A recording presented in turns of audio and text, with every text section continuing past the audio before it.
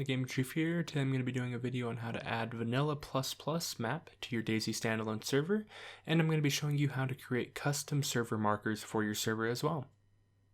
Once again, I just want to state that I am starting off where I left off in my last DayZ video, so if you're confused, I highly recommend you start with the beginning of the series.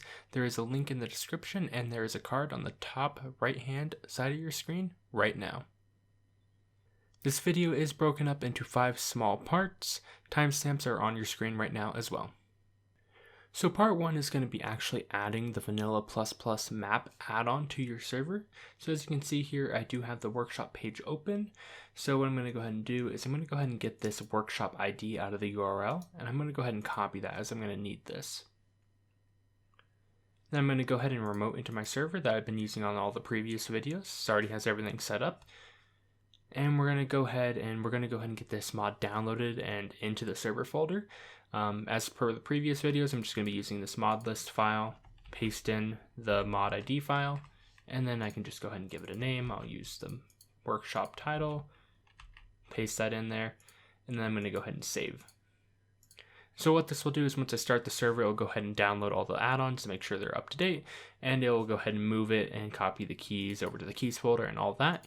If you're not using this script, just keep in mind you can subscribe to it on the workshop, open the DayZ Standalone launcher, and then give that a minute. It should download. You can copy it over just like you would any other mod. You'd copy the main files over, and then don't forget to copy the key over. That way people can actually join with it. So I'm going to go ahead and run my startserver.bat file. And it's just going to verify that the game is up to date. It's going to go ahead and download the add-ons, and it's going to go ahead and move all the files over. And as we can see here, it's going ahead and giving us a list of all the mods that's going to start with, and it's starting the server.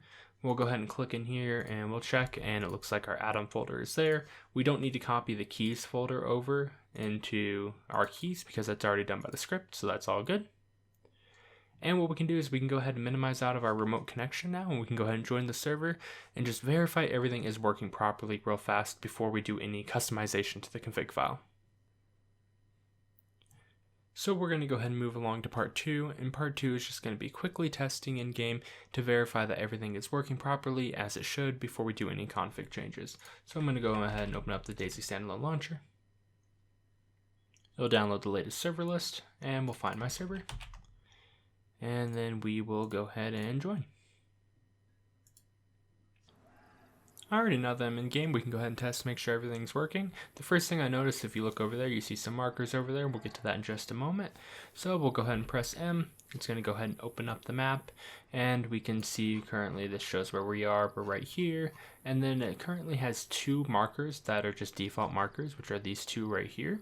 And we can see these are server markers, and then you can obviously have your current server markers for this. Is so if you're a player, you can double click, only show it on this server. We'll call this a test one or whatever, doesn't really matter. And then that's one that only applies to you as you're playing on this server. And then there's your global markers, of course, so if whatever server you join will have this marker right here, unless the server owner disallows it in the config, which we can get to in a minute, but that is something you can disable. Another thing to note is it does tell you where your cursor is currently at, so wherever your cursor is at, it gives you some locations. This is going to be helpful when we add custom markers in a little bit, but for now we're going to go ahead and press M to close out of this.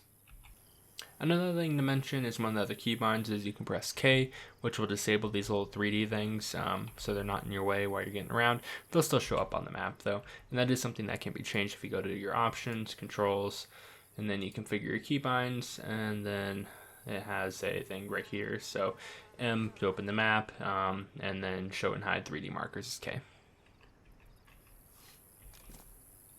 And you'll notice we have that Bohemia Interactive marker right here along with that loot stash right here. Those 2 are just default markers that are included by default with a normal install of this add-on. So we're going to go ahead and move on to part 3, which is going to be creating custom markers / making some config changes. And we can go ahead and remove these markers then because they don't really have a purpose. So let's go ahead and get started with that. And for now, I'm actually not going to log out. I'm just going to tab out because we will need to access something in-game in a minute. So we'll go ahead and alt-tab out of here. And now that we're back to our remote server, we need to go ahead and find the config file. So the config file is going to be created in your server profiles folder. So in this case, mine's just server name, And then you can see it's right here, the VPP map config, and this is our config file. You may have this change to something else if you just go ahead and open up your start batch file. So if I go here,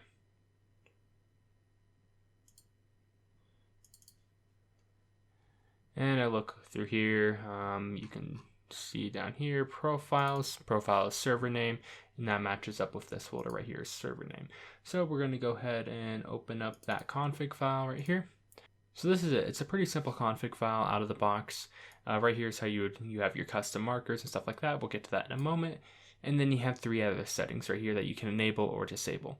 So we have the can use 3D markers, which is defaulted to 1. So if you set this to 0, it means people can't have those 3D markers that they can see while playing. And now disable it. By default, you can have that. The second one is own position marker disabled. This is currently set to 0, so it's not disabled, so it still tells them where they're at. If you don't want to tell the player where they are, you can change this to 1 and they won't show up on the map. And then there is the force map item only. It's default to 0, but you can change this to 1, which basically means they have to have a map in their inventory in order to access it. If they don't have a map, they just can't open the map at all. So let's go ahead and get to making custom map markers. So here's basically the array of map markers. There's a special syntax you just kind of have to follow. And the first thing you're going to notice is we have the name. This shows the name. This is the icon path. We'll get to this in a moment. And then the color. So when it comes to the color, this is basically in the RGB scheme. So right now this is just 255, 255, 255. If we minimize, I have a Google tab open. You can Google RGB color picker. This allows you to pick a color. I went ahead and hand typed in 255, 255, 255, and it just shows you that it's white. If you wanted some red color, you can kind of drag around, and then you'll get your numbers that you need right here, and then you'll plug it in just like shown right here. And then when we get to the position, this is where the position of the marker is going to be. So in this case, this one is at 7,500, then 0, and then 7,500 again. This should always be 0 as it's a map. So this is like the height. And we can go ahead and go into our game, and this may make a little bit more sense. So we tab back in game, we open the map. As you can see down here in the bottom right, there's the X and Y. And right here where this Bohemia Interactive is, it's 7500, 7500, and that's where that marker is placed. And that's how you figure out wherever you want to place a marker. So say if you want to place a marker like, say in Starry or something like that, you can go ahead and scroll in here, and then in this case it would be 6140, 7717, and that'd place it right where my cursor is. And then we have the is active, so this basically just means does it show up or not. You should typically have this as 1, or it's you want to say temporarily disable it for a restart or whatever. And then we have is the 3D one active. You can have this default to 1 or 0, and it'll just determine if it will show it in a 3D form or not. And then we have the exact same thing going on right here with this one right here for the loot stash. So when it comes to the syntax of how you create your custom markers, you're going to have this right here, which opens the marker array, and then this right here, which closes the marker array. So this to here, this section right here is a marker entry. So if I copy this, I can go ahead and make another one right here. But you want to make sure that you add this right here, or else what will happen is the syntax will throw an error because it needs to have this right here. Except for the very last one. So in this case, you don't put one on the very last one. But in this case, I'm going to go ahead and remove these, and we'll recreate some in a second. So again, because this is the only one, and it's the last one technically, we want to get rid of that because that shouldn't be there then. Next, we're going to go ahead and go over these icons. So this is basically just the icon that the map displays. And there's a couple different ways you can see all of them, but my preferred way is just I'm going to unpack the PBO and actually look at the file structure. So I'm going to go ahead and minimize out of my remote connection, and I'm going to go ahead and open up my file explorer, and I'm going to navigate to where DayZ is installed. So in this case, I have mine in here.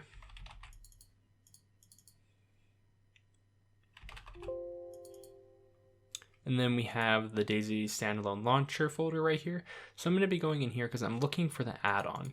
So if I type this, and then the VanillaPlusPlusMap shows up, I can go inside here, and I can delete that because I was just testing that earlier. So if we go in here, we have the add-on file right here, the PBO, and then the signature. In order to open up a PBO manager, you're going to have a program called PBO Manager. So I will have this linked in the description, but this is just a program I have in order to access and unpack PBOs. So we can go ahead and open that back up. And in my case, I'm going to right click on it and I'm going to go ahead and extract it. Once I have it extracted, I'm going to go in here, and then you got to find where those files were at. So if we look here, it's in GUI textures, custom map icons. So GUI textures, custom map icons. This has all the different custom apps icons, so you can look at all of them and figure out what you want it to be. So these are all PAA files. This can be opened up with a program by Bohemia called TextView 2. It is included in Arma 3 tools and I believe DayZ tools as well. But since I have Arma 3 tools installed, I'm just going to go ahead and use that. So I'm going to hit open with, and I just got to specify to use TextView 2. So I'm going to look for another app, and I know that this is installed on this drive, back in Steam.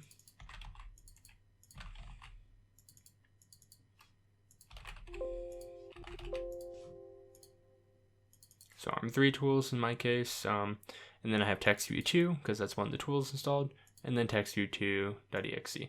If you don't have this, you can just download it from Steam, the Arma 3 tools, or I believe the DayZ tools has it as well. And that's going to go ahead and open it, and now I can see all of these files. So these just kind of show you what everything is, and you can look through and determine what you want to make your icon. Alrighty, so let's go ahead and go about making some custom map markers. So in this case, I'm going to create one for, I don't know, let's say the Green Mountain Trader. So I'm going to go ahead and type Green Mountain. So that will show up. And then as far as the marker, let's use the shopping one. So I'm going to go ahead and copy the shopping one, go back in here. So we have shopping.paa because that's the file I want to use. Because let me see here, looks good, that's fine. We'll go back in here, that looks good. Next, let's say I want to change the color. Let's make it like a blue. So we can do in the corner, so 40255. So we can go ahead and back in here. That one's 4, 0, and then 255. And again, this follows the syntax of basically having one of these before the last one. The last one won't get one. And that's just kind of how it is in the syntax here. Same thing here, obviously. Next, we got to determine the position. So let's go ahead and go back in game for a moment. And let's find where Green Mountain is. So Green Mountain's right here. So I'm going to go ahead and zoom in. And this is where one of the default traders is. So let's zoom in a bit more. So we can do 3700 and 5900. So we can go ahead and go back in here. 3700, 5970. And if we look here, we're at 3700, 5970. That's fine. That's where our marker will be. So we can go ahead and go back to here. And we'll say it's active, sure, and 3D. In my case, I don't want it, so I'm going to set that to 0. And then we can go ahead and save this file, and we could go ahead and restart right now if we wanted to go ahead and check and make sure that's working. But let's create a few more markers. So again, the curly bracket right here is the start and the end of a marker entry. So I'm going to copy the entire thing. I'm going to add a comma right there. Again, just because it's not the last one anymore. And then we'll leave this without a comma because it is the last one. And then we can go ahead and do another one. So in this case, it can be the super secret base for some reason if you want to show everyone where that's at. And then we'll need an icon. So let's go browse our icons real fast. And we can do the bar, sure, why not? We'll go back in here. So it's the bar.paa. And then again, you just choose your color. I'll leave it as blue, but it's whatever you want it to be. And then some sort of position. We can go look in game, and it doesn't really matter. It's just creating all your markers. Say you want to put it in starry somewhere. Let's see. So 6,000, 7,800 works somewhere in that area. Go ahead and go back in here.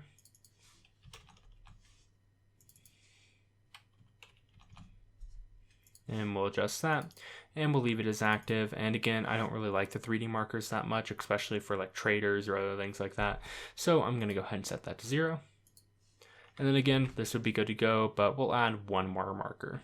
So again, we'll copy this entire thing from curly bracket to curly bracket, add a comma, and then we'll paste that in there.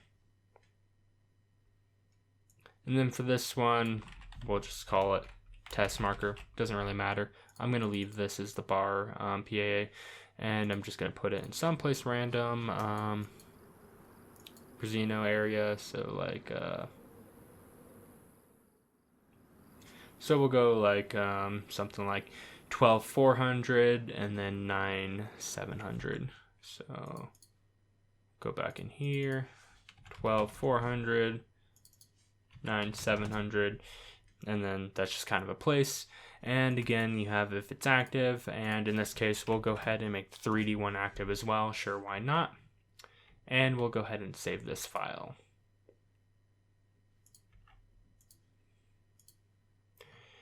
And now that that's saved, everything looks good. I don't see any obvious syntax errors here. Just again, make sure you check your commas. Keep a copy of the base config file in case you make a mistake, and then you can refer back to that. And then we can go ahead and minimize this, and we can go ahead and restart our server. So in my case, I'm just going to close out of this, close out of all these, and then what will happen is the batch script will see the server's not running, and it's just going to go ahead and restart it, and we can go ahead and join it and make sure everything's working for our final in-game testing. Now that the server's fully launched, we can go ahead and minimize our remote connection again. And we can go ahead and open up the DayZ Standalone Launcher. We'll go ahead and refresh. We'll see the server's online. And we're going to go ahead and join and just verify for part 4 for our final in-game testing, just to make sure that everything we did is working properly. Alrighty, now that I'm in game, the first thing I notice, the only things I'm seeing is that marker over there. So that's the test marker that we created. And it looks like the icon is working correctly. And if we go ahead and open up our map, we can see our other items. So we got the Green Mountain Trader.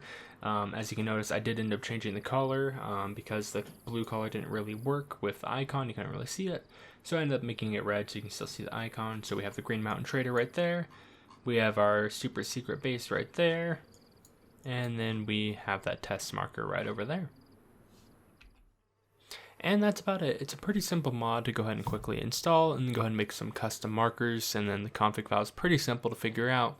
Any important information or corrections will be in the description and in the pinned comment below. There should be some more videos somewhat soon about common mistakes, the banking add-on, etc. All that should be coming soon. And if you guys have any video suggestions or mod setup videos you would like to see, let me know. Other than that, have a great day.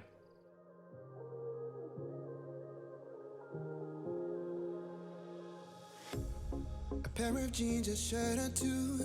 We didn't pack as if we weren't going back. It doesn't matter if it's true.